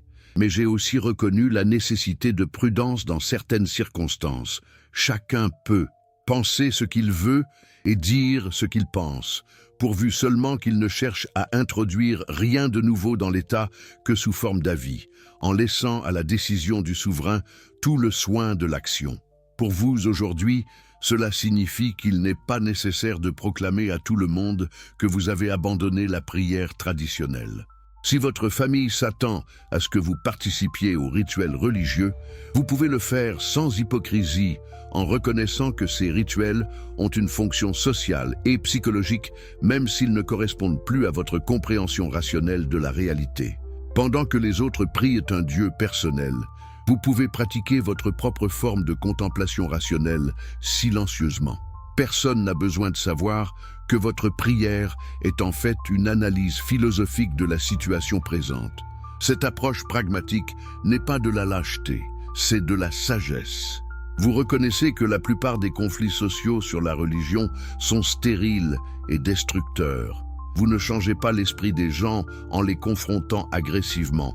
Vous les influencez progressivement par votre exemple, par la paix et la clarté qui émanent de vous quand vous vivez selon la raison. Dans l'éthique, partie 4, appendice, chapitre 14, je conseille: l'homme qui est conduit par la raison est plus libre dans l'État, où il vit selon des lois qui s'imposent à tous, que dans la solitude, où il n'obéit qu'à lui-même. Mais attention, cette prudence ne doit pas devenir un prétexte pour éviter complètement les discussions philosophiques importantes. Si quelqu'un vous demande sincèrement ce que vous croyez, si vous percevez une ouverture réelle à comprendre votre position, alors vous devez avoir le courage de partager vos idées honnêtement. C'est ainsi que la vérité se propage, lentement, d'une personne à une autre, par des conversations authentiques plutôt que par des proclamations publiques provocantes. J'ai eu plusieurs fois l'occasion de rencontrer des personnes qui étaient prêtes pour ce que j'avais à dire. Je me souviens particulièrement d'un jeune homme qui est venu me voir dans mon atelier, envoyé par un ami commun. Il était en crise spirituelle, ayant perdu la foi de son enfance, mais ne sachant pas comment vivre sans elle. Nous avons parlé pendant des heures. Je lui ai expliqué ma conception de Dieu, de la prière, de la béatitude. Au début, il était choqué, résistant. Mais progressivement, j'ai vu quelque chose changer dans ses yeux. Une lumière de compréhension s'est allumée. Plusieurs années plus tard, il m'a écrit pour me dire que cette conversation avait transformé sa vie, qu'il avait trouvé une paix qu'il n'avait jamais connue dans sa foi traditionnelle. C'est pour ces moments que je continue d'enseigner, que je continue d'écrire, que je risque la censure et la persécution. Parce que je sais que quelque part, il y a des personnes comme ce jeune homme, des personnes qui ont perdu leur foi, mais qui cherchent encore une forme de spiritualité authentique. Pour elles, ma philosophie peut être une bouée de sauvetage, un chemin vers la béatitude, quand tous les autres chemins semblent fermés. Maintenant, je veux aborder une dimension encore plus profonde de la prière rationnelle. Une dimension que même beaucoup de mes lecteurs les plus assidus ne saisissent pas complètement. Il s'agit de ce que j'appelle la connaissance du troisième genre, ou connaissance intuitive. Dans l'éthique, partie 2, proposition 40, Scolie 2, je distingue 3 genres de connaissances. Le premier est la connaissance par imagination, basée sur l'expérience vague et les ouï-dire. Le deuxième est la connaissance par raison, qui utilise les notions communes et la déduction logique. Le troisième est la connaissance intuitive, qui procède de l'idée adéquate de l'essence formelle de certains attributs de Dieu à la connaissance adéquate de l'essence des choses. Cette connaissance du troisième genre est difficile à expliquer en mots, parce qu'elle transcende le raisonnement discursif tout en restant parfaitement rationnelle. C'est comme quand vous voyez la solution d'un problème mathématique instantanément, sans avoir à passer par toutes les étapes du calcul. Vous saisissez la vérité directement, intuitivement, Mais cette intuition n'est pas mystique ou irrationnelle. Elle est le résultat d'une compréhension si profonde qu'elle devient immédiate. Quand vous pratiquez la prière rationnelle assez longtemps, quand vous avez analysé vos émotions et vos pensées encore et encore, quand vous avez tracé les chaînes causales qui produisent chaque expérience, quelque chose de remarquable commence à se produire. Vous commencez à voir ces connexions causales instantanément, sans avoir à les analyser consciemment. Vous regardez une situation et vous comprenez immédiatement sa nécessité. Vous voyez comment elle découle de l'ordre éternel des choses. C'est la connaissance du troisième genre en action.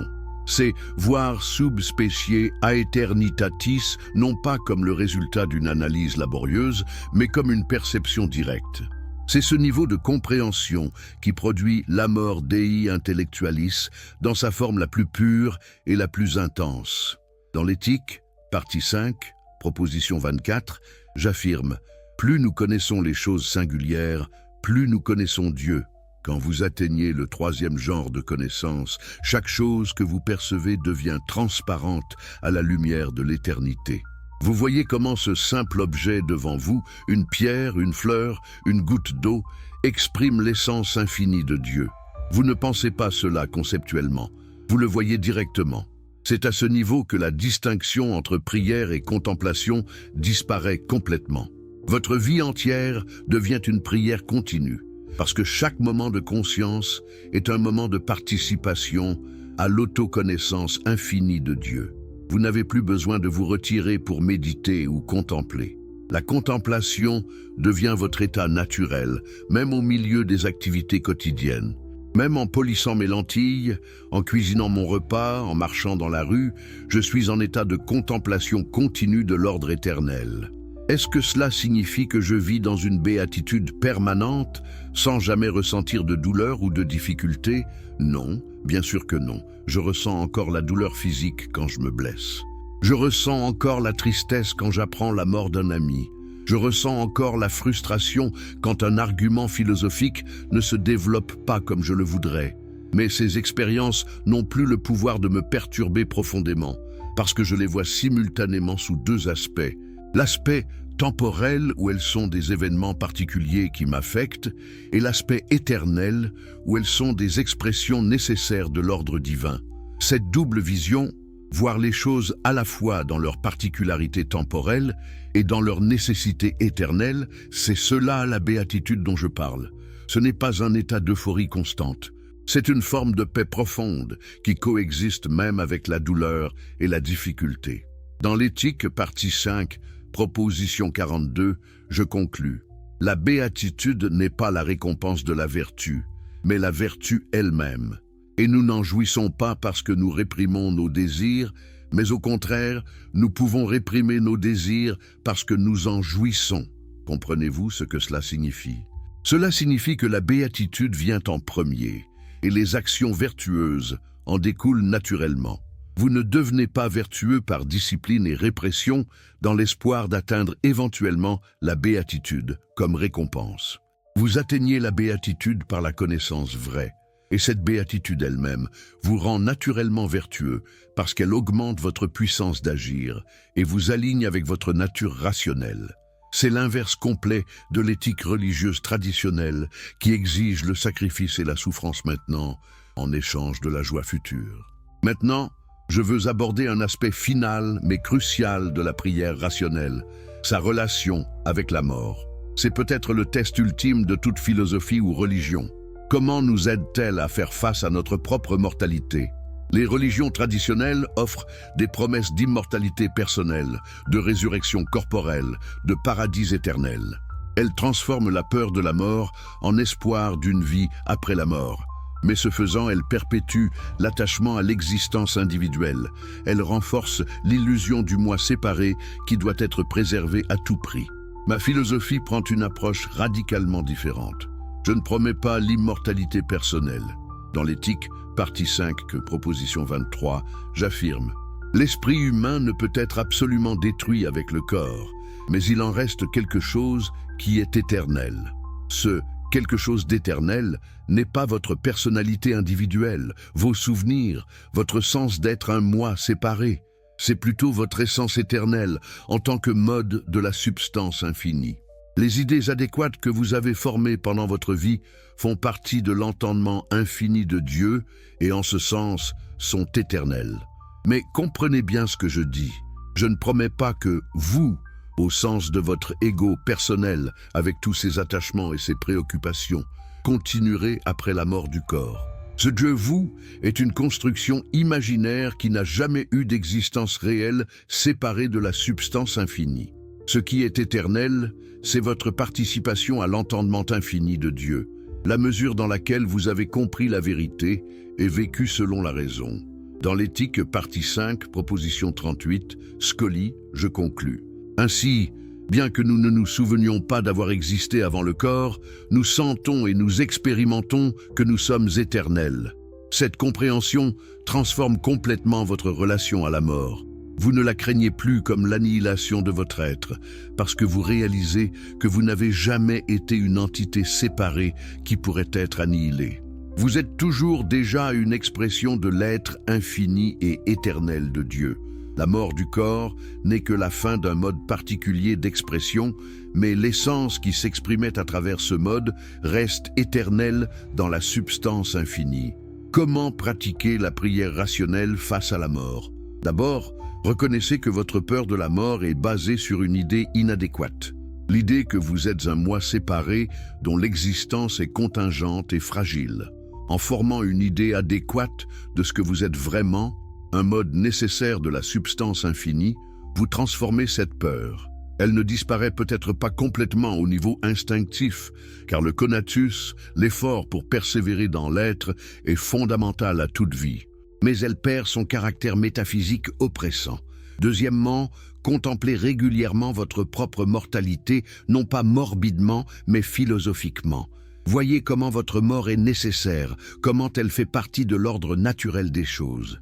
Tous les modes finis doivent éventuellement retourner à la substance dont ils sont issus. C'est aussi nécessaire que le fait que chaque vague doit finalement se fondre de nouveau dans l'océan. Cette contemplation, loin d'être déprimante, peut être libératrice. Elle vous aide à relativiser les préoccupations triviales qui occupent tant de votre vie quotidienne.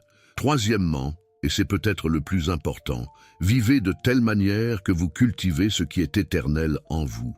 Cherchez la connaissance vraie, formez des idées adéquates, vivez selon la raison plutôt que selon les passions. Dans la mesure où vous faites cela, vous participez déjà à l'éternité. Vous n'avez pas à attendre après la mort pour connaître l'éternité. Vous la vivez maintenant, chaque fois que vous comprenez une vérité, chaque fois que vous voyez quelque chose sub specie aeternitatis. Dans l'éthique, partie 5, proposition 39, je conclus, celui qui possède un corps apte à un très grand nombre de choses possède un esprit dont la plus grande partie est éternelle. Maintenant, nous approchons de la fin de notre temps ensemble. Et je veux revenir à la question avec laquelle nous avons commencé. Comment prier quand vous ne ressentez plus la foi? J'espère qu'à ce point, vous voyez que la question elle-même reposait sur un malentendu. La perte de la foi n'est pas un obstacle à la prière. C'est une opportunité pour découvrir ce qu'est vraiment la prière. La prière authentique n'est pas une conversation avec un Dieu imaginaire. C'est la contemplation rationnelle de l'ordre nécessaire de la réalité. C'est la formation d'idées adéquates qui transforment vos passions en actions. C'est la pratique de voir les choses sous l'aspect de l'éternité. C'est l'amor Dei intellectualis, l'amour intellectuel de Dieu, qui est identique à l'amour de Dieu pour lui-même. Vous n'avez pas perdu la capacité de prier. Vous avez seulement dépassé une forme infantile de prière basée sur des idées inadéquates. Maintenant, vous pouvez découvrir une forme mature de prière basée sur la connaissance vraie. Cette forme de prière demande plus d'efforts que simplement réciter des formules apprises. Elle demande que vous pensiez rigoureusement, que vous examiniez honnêtement vos pensées et vos émotions, que vous traciez les chaînes causales qui produisent chaque expérience. Mais les récompenses sont infiniment plus grandes. Au lieu d'un espoir vague d'être entendu par un Dieu lointain, vous obtenez une compréhension claire de votre propre nature et de la nature de la réalité. Au lieu d'une foi précaire qui vacille au moindre doute, vous développez une certitude basée sur la connaissance rationnelle. Au lieu d'une béatitude promise après la mort, vous commencez à l'expérimenter maintenant dans cette vie. Voilà ce que signifie vraiment prier sans foi. C'est abandonner les béquilles de la superstition et apprendre à marcher debout dans la vérité. C'est difficile, c'est solitaire parfois, mais c'est le seul chemin vers une liberté et une béatitude authentique. Comme je l'ai écrit dans le scoli final de l'éthique, si la voie que j'ai montrée conduisant à ce but paraît extrêmement ardue, du moins peut-on la découvrir. Et certes, ce qui se trouve si rarement doit être difficile. Vous vous souvenez de la citation avec laquelle j'ai commencé ? L'amour intellectuel de l'esprit envers Dieu est l'amour même de Dieu par lequel Dieu s'aime lui-même. Maintenant, après tout ce chemin que nous avons parcouru ensemble, comprenez-vous vraiment ce que cela signifie ? Quand vous pratiquez la contemplation rationnelle, quand vous formez des idées adéquates sur la nature de la réalité, ce n'est pas simplement vous qui pensez. C'est Dieu qui se pense lui-même à travers votre esprit. Votre amor Dei intellectualis est identique à l'amour de Dieu pour sa propre nature infinie. Vous n'êtes pas séparé de Dieu en train de prier vers lui, vous êtes Dieu en train de se contempler lui-même. C'est cela, le secret ultime que je voulais partager avec vous. La prière véritable n'est pas un dialogue entre deux entités séparées.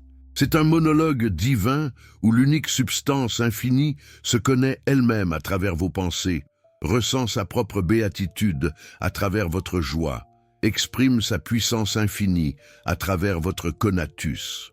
Quand vous comprenez cela non pas intellectuellement, mais existentiellement, quand vous le vivez dans chaque cellule de votre être, alors vous avez atteint ce que j'appelle la béatitude, le salut, la libération, l'illumination. Quel que soit le nom que vous voulez donner à cet état de compréhension claire et d'amour intellectuel. Alors, maintenant, je vous pose la question finale. Mais qu'allez-vous faire avec cette connaissance ? Allez-vous retourner aux anciennes habitudes, essayer de ressusciter une foi morte, continuer à prier un Dieu imaginaire ? Ou allez-vous embrasser cette nouvelle voie, commencer la pratique difficile mais libératrice de la prière rationnelle ? Le choix vous appartient, mais sachez ceci. Maintenant que vous avez entendu la vérité, maintenant que vous avez vu comment les choses sont vraiment, vous ne pourrez jamais être complètement satisfait des anciennes illusions. Une graine a été plantée dans votre esprit. Avec du temps et de l'effort, elle peut grandir jusqu'à devenir un arbre de connaissance qui porte le fruit de la béatitude éternelle. Je suis Baruch Spinoza. J'ai vécu ma vie selon ces principes, malgré l'excommunication, la pauvreté, la persécution et la solitude. Et je peux vous dire honnêtement, cela en valait la peine. La béatitude que j'ai connue à travers la compréhension rationnelle de la réalité a plus que compensé toutes les difficultés. La paix que j'ai trouvée, en voyant les choses sub specie aeternitatis, a été plus profonde que toute consolation que la religion traditionnelle aurait pu offrir. L'amour intellectuel de Dieu que j'ai cultivé a été plus satisfaisant que tous les espoirs de paradis. Et maintenant, cette même possibilité s'ouvre devant vous. Vous ne ressentez plus la foi ? Parfait. C'est exactement le point de départ dont vous avez besoin. Maintenant, vous pouvez commencer le vrai travail, la transformation de votre compréhension, la cultivation de la connaissance adéquate, la pratique de la contemplation rationnelle, l'ascension progressive vers la béatitude par les trois genres de connaissances. Ce n'est pas un chemin rapide, ce n'est pas un chemin facile, mais c'est le seul chemin qui mène à une liberté et une satisfaction authentique. Alors allez maintenant, commencez votre pratique. Chaque jour, consacrez du temps à l'analyse rationnelle de vos émotions et de vos pensées. Chaque jour, contemplez l'ordre nécessaire de la nature.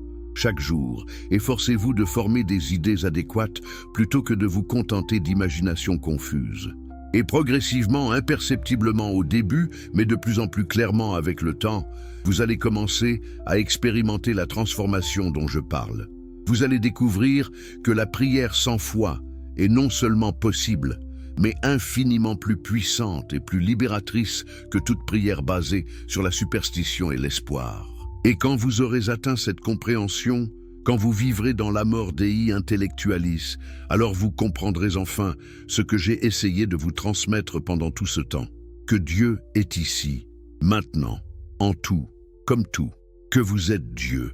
Que prier, c'est simplement être pleinement conscient de ce que vous avez toujours été. Et que la foi n'a jamais été nécessaire, parce que la connaissance vraie est infiniment supérieure à toute croyance. Voilà mon message, voilà ma philosophie, voilà le chemin que je vous offre. Prenez-le ou laissez-le, mais au moins maintenant, vous savez qu'il existe, vous savez qu'il y